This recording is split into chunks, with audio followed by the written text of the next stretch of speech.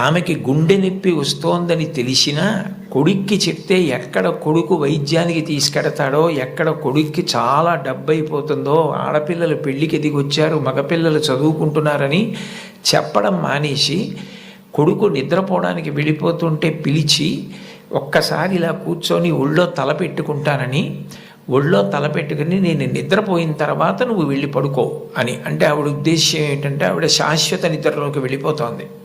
ఆ కొడుకు ఒళ్ళో తలపెట్టుకుని పడుకుంటే కొంతసేపటికి తల్లి కదలటం లేదని వాడు కదిపి చూస్తే తల్లి శరీరత్యాగం చేసేసింది. ఆ తర్వాత తెలిసింది, తన భార్య చెప్పింది, కొంచెం గుండెల్లో నొప్పిగా ఉందమ్మా, బరువు పని చేయలేకపోతున్నాను, కానీ వాడికి మాత్రం నువ్వు చెప్పకు సుమా అని ఒట్టేయించుకుందట కోడలతో. అది తల్లి అంటే. అమ్మ అంటే అంతటి ప్రేమైకమూర్తి. అమ్మ లాంటి వ్యక్తి జీవితంలో ఇక దొరకదు.